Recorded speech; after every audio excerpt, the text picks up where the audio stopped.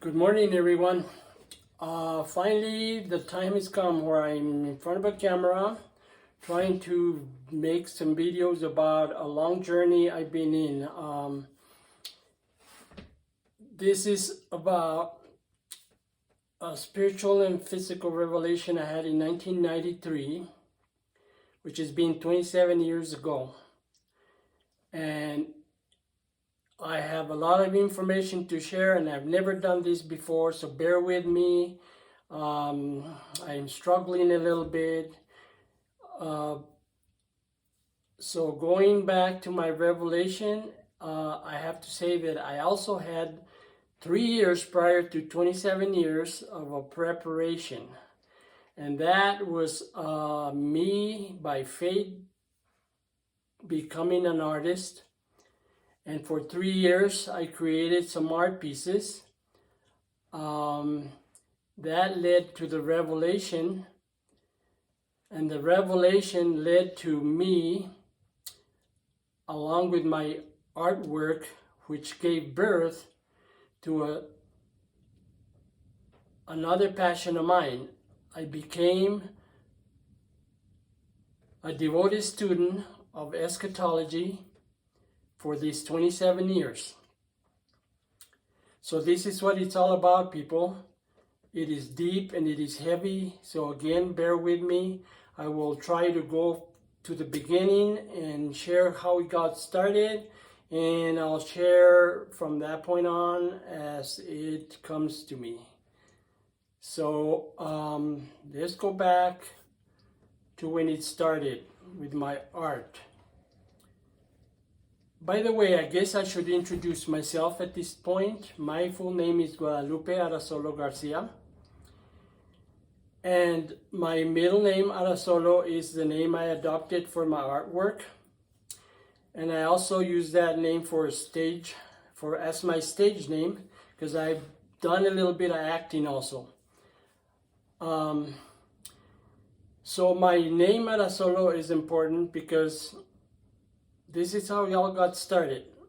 After I used my name, signed a couple of drawings that I worked on by accident. Unintentionally, not by accident. That's when it all got started. That weekend after I did this, we had planned a picnic, an outing with some family, and we went out to the mountains and stayed there for about 3 days. And I just enjoyed it, and I did a lot of walking, and I've always been interested in stones and rocks and wood, driftwood, wondered wood. And so what I ended up finding a lot of interesting pieces of wood, and I just gathered them and I loaded them up in the truck and ended up bringing them home. So no sooner than that happened, I ended up putting up a couple of tables with a couple of big pieces of roots that I found. And then I started looking at all the little pieces of wood, and I started seeing a bunch of little images in the different pieces of wood, and mostly they were animals. And before I knew it, I created a few of my animals, and I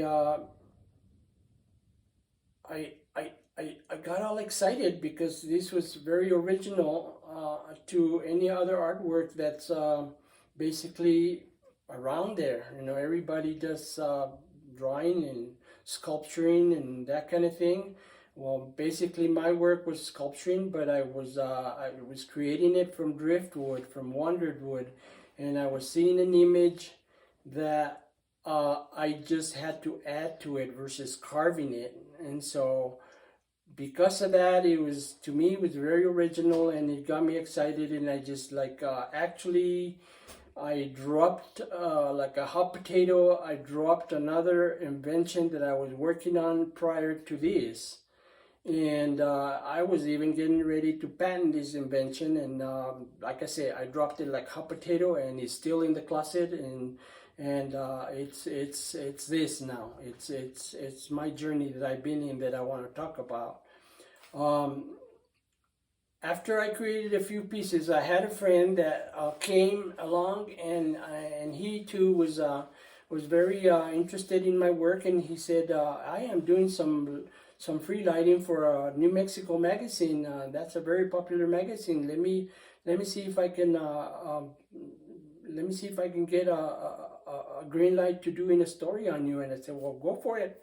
So he did, and took about a year, and he got the green light. He did a story. I got an article in the New Mexico magazine, so that made me even more proud and excited. And by this time, I'm already like probably getting close to a year and a half to 2 years of creating art. But in the meantime, while this story came along, I'm already feeling other things that's happening with my work. I am having one coincidence after another coincidence, and one coincidence, two coincidences is no longer a coincidence. It's more like a miracle. It's more like a synergy.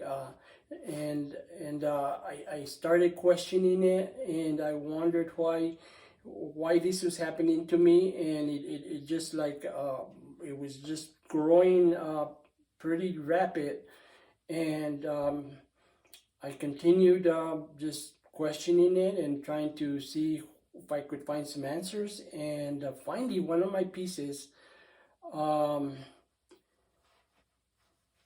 of, let's see, the story behind this piece gave me a really good clue.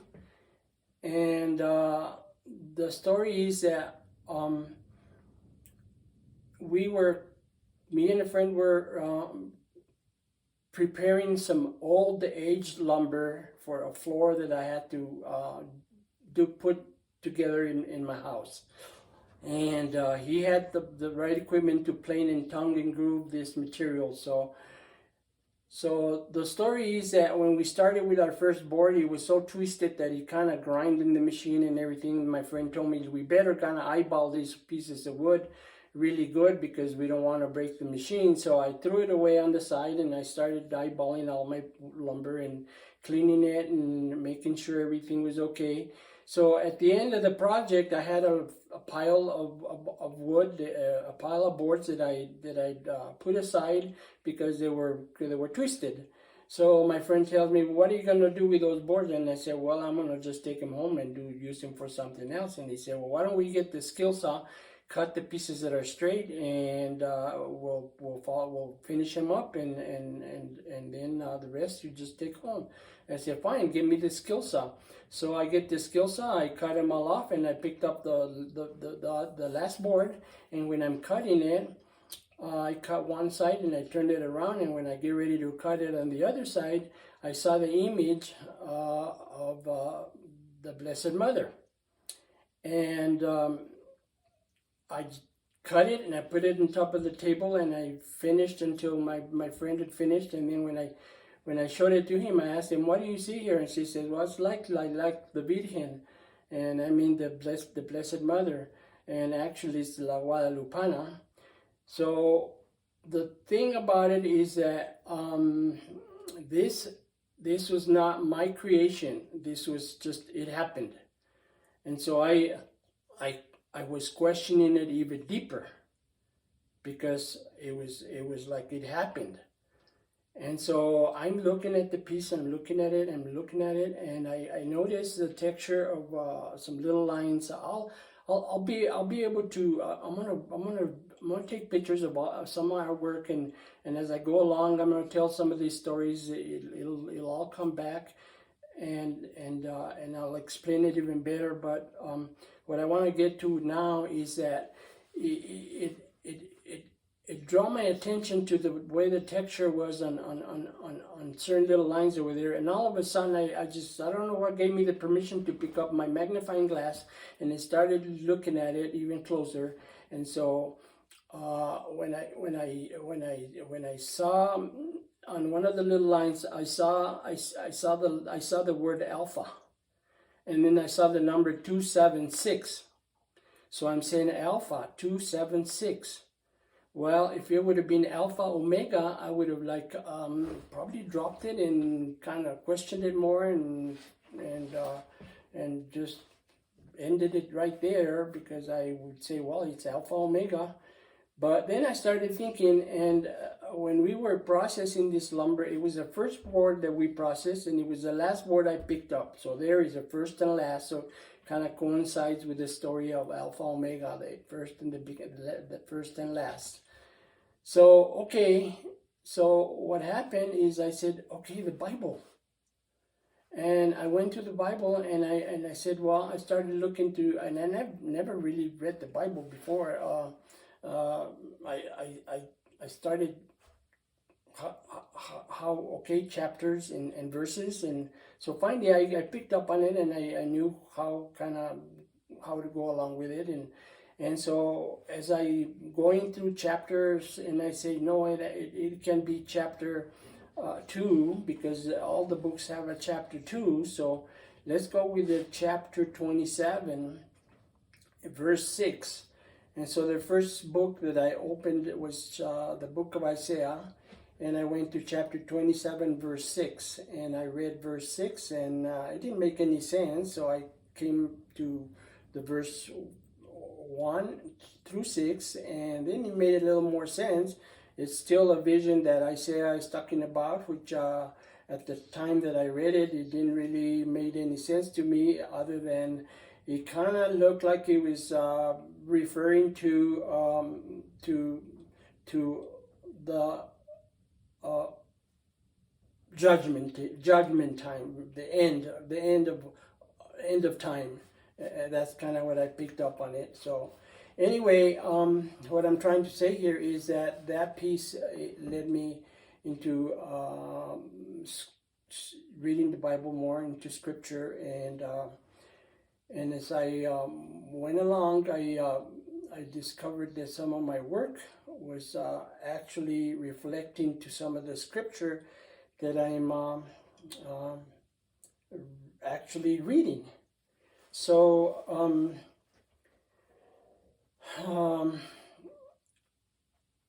this gave me more and more excitement into reading Scripture, and too many of these coincidences are happening, and they're giving me confirmation of understanding certain things, and also getting signs. Like, for example, I'm working on another piece, and it's when I'm already evolved to making little statuettes versus just animals. And so I have this piece that I'm working on, and I work on them when I have the time. And one day I'm walking out in the field, and I have a habit of just with my hand kind of going, stroking the grasses, and kind of just taking the seed out of some of the grass. So in one occasion, I stripped some seed off Timothy grass, and then I see the seed in my hand, and it's real tiny, and right away I realized that these little tiny seeds could be the eyes for this little piece that I'm working on. So I took the seeds, and sure enough, it ended up being the eyes of this little piece. But also, what happened is, like, I said, wait a minute, I have to go read the book of Timothy, because it was Timothy grass. So this kind of little signs kept on happening. Another sign came with James. Something happened that led me to James, and so on and so on. So by this time, I'm already ending 3 years of producing my work, and then bang, here comes the revelation in 1993, where I had a spiritual and physical revelation. It was very overwhelming, and at the same time, it was very troubling. And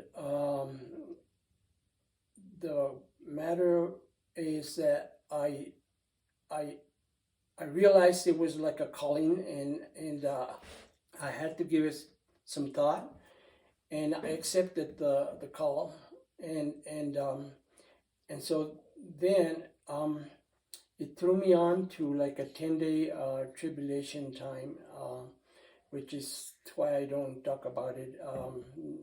That I just don't talk about. That's just it. But after the 10-day, some other sign came along that it ended the 10 days, and all of a sudden I felt all peaceful, and it was kind of like completing a circle, and I just accepted it, and from that point on, I ended up basically sharing what my revelation was as far as the scripture, what the interpretation of certain scripture was. I even started prophesying, and we will come back sharing some more of that on my next segment. Thank you.